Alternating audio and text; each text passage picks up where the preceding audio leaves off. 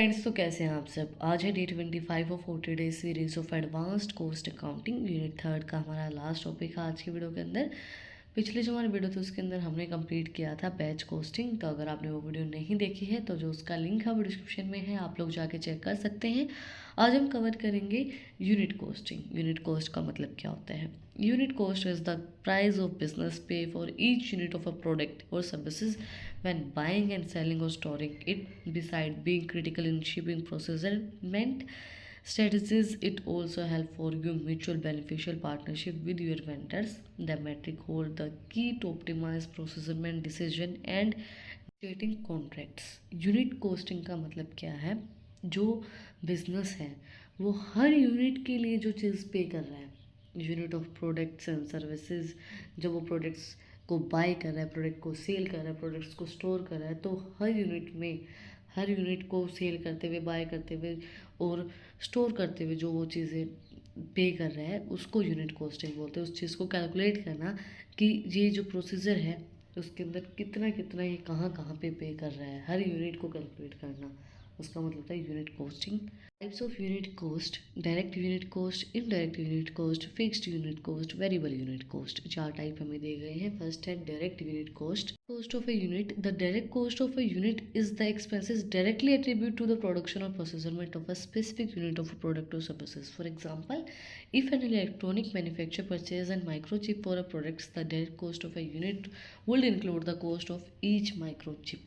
देखो, direct cost कौन सी होती है, जो खर्चे डायरेक्टली प्रोडक्शन प्रोसीजर में किए जाते हैं एक स्पेसिफिक यूनिट के। जैसे कि इन्होंने एग्जांपल दिया है, अगर इलेक्ट्रॉनिक मैन्युफैक्चरिंग परचेज हम कोई कर रहे हैं, माइक्रोचिप हमने परचेज़ किए प्रोडक्ट्स के लिए, तो जो डायरेक्ट कॉस्ट है वो हर एक माइक्रोचिप की इंक्लूड की जाएगी उस प्रोडक्ट की कॉस्ट के अंदर, कि भाई इतनी ये कॉस्ट हमें इसके अंदर लगी है। देन नेक्स्ट है इनडायरेक्ट कॉस्ट ऑफ यूनिट।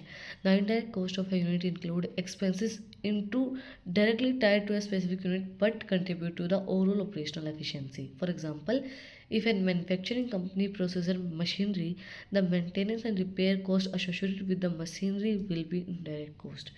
जो खर्चा डायरेक्टली किसी भी प्रोडक्ट एंड प्रोसीजर में नहीं लग रहा है वो तो डायरेक्ट कॉस्ट में तो क्या हो गया, डायरेक्टली भाई माइक्रोचिप हमने पर जो प्रोसेस है उसके अंदर ली है प्रोसीजरमेंट में, तो वो डायरेक्ट कॉस्ट हो गई। इनडायरेक्ट कॉस्ट जो मशीनरी हम यूज़ कर रहे हैं उस प्रोसेस के अंदर, उनके जो खर्चे हैं, उनकी रिपेयर के लिए जो खर्चे लग रहे हैं हमारे, वो भी तो हमें पे करने पड़ेंगे ना, तो वो हमारे इनडायरेक्ट कॉस्ट के अंदर आएंगे।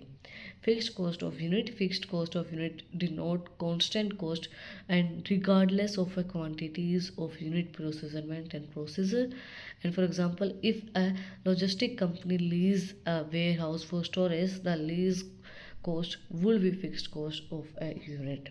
फिक्स्ड कॉस्ट वो होती है जो फिक्स्ड रहती है। अगर आपने कोई भी जगह लीज पे ली है, मतलब कि किराए पे ली है, तो उसका जो किराया वो फिक्स्ड रहेगा और वो आपके लिए फिक्स्ड कॉस्ट रहेगी। आपको वो पैसा पे करना पड़ेगा जो आपने वेयर हाउस लिया है स्टोरेज करने के लिए, कोई भी जगह आपने लीज पे ली है, तो उसकी जो कॉस्ट आप पे कर रहे हो वो फिक्स्ड कॉस्ट के अंदर आएगी। Variable cost of a unit: variable cost include cost that fluctuate based on the number of unit procured or pursued. For example, the direct material cost will be variable if a clothing retailer procures fabric for making garments. Variable cost होती है, fluctuate होती रहती है, जितनी number of unit आप प्रोड्यूड करेंगे procedure के अंदर प्रोड्यूड करेंगे।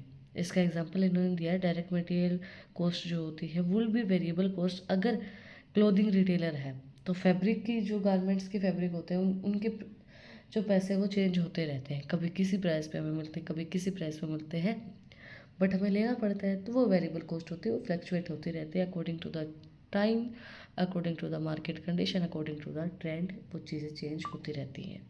Importance of unit cost analysis: cost control and management. हम यूनिट की कॉस्ट को एनालाइज कर लेंगे तो इजीली हम कॉस्ट को कंट्रोल कर पाएंगे और इजीली हम उसको मैनेज कर पाएंगे।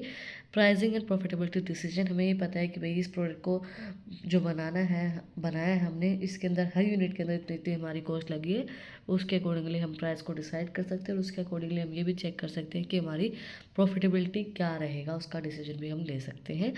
बजटिंग एंड फोरकास्टिंग, बजट बनाने में हमारी हेल्प करेगा, फोरकास्ट करने में हमारी हेल्प करेगा कि आगे हमें कितने पैसे की ज़रूरत पड़ सकती है अगर हमें एक यूनिट की कॉस्ट इतनी पड़ रही है। तो identify cost drivers and efficiency, cost को ड्राइव कौन कर रहा है, कॉस्ट ड्राइविंग ड्राइवर्स और एफिशिएंसी को आइडेंटिफाई करने में हमारी हेल्प करता है यूनिट कॉस्ट एनालिसिस। थोड़ा सा और डिटेल में समझते हैं।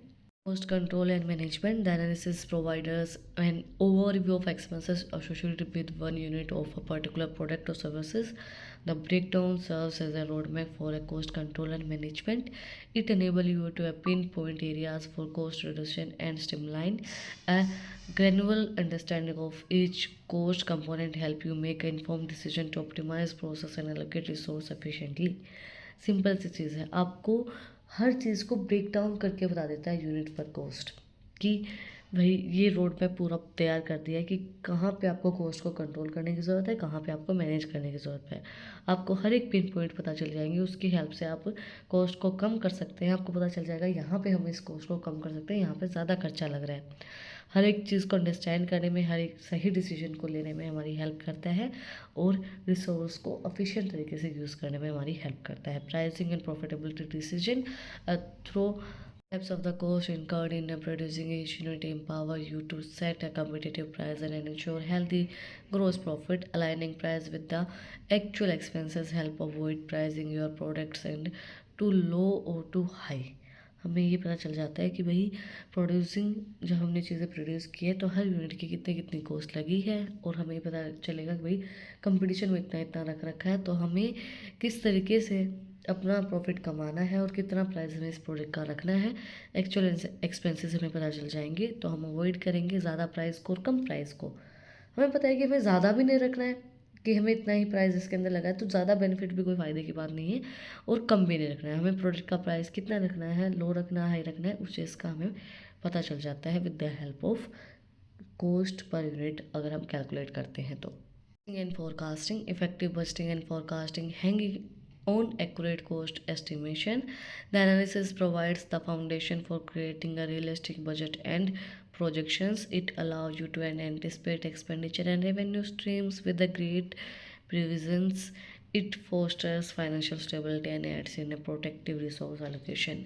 बजट करने में और फोरकास्ट करने में हेल्प करता है। फोरकास्टिंग का मतलब क्या होता है, पहले की जो कॉस्ट है, आज की कॉस्ट है, उसके अकॉर्डिंगली आगे की कॉस्ट को प्रेडिक्ट करना कि भाई आगे ये चीज़ हो सकती है। तो एक्यूरेट कॉस्ट का एस्टिमेशन हमें बताता है कि भाई क्या एस्टिमेशन रहेगा। एक प्रोजेक्ट को अगर आप करते हो तो उसका बजट क्या रहेगा, प्रोजेक्शन उसके करके देखते हैं कितना खर्चा लगेगा, कितने एक्सपेंडिचर होंगे, वो सब चीज़ों को बताता है।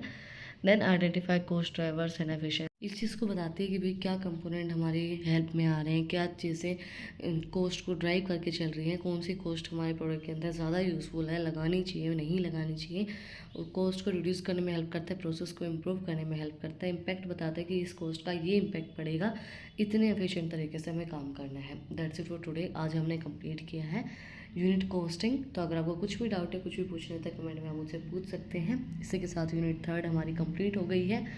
और अगर आपको इन टॉपिक्स की PDF चाहिए तो टेलीग्राम चैनल का लिंक भी डिस्क्रिप्शन में है, वहाँ पर जाकर आप मुझे फॉलो कर सकते हैं। और भी इंटरेस्टिंग रील्स को देखने के लिए इंस्टाग्राम चैनल का लिंक भी डिस्क्रिप्शन में है, वहाँ पर जाकर आप मुझे फॉलो कर सकते हैं। और अगर आपने वीडियो को यहाँ तक देखा है तो प्लीज़ सब्सक्राइब करो, बटन पे एक मुक्का मार दो, बेल आइकन प्रेस करो ताकि जो सबसे पहले अपडेट है वो आप लोगों के पास आए। फिर मिलते हैं एक नई वीडियो के साथ, एक नए टॉपिक के साथ। Like share and subscribe. Thank you for watching my video and enjoy your life.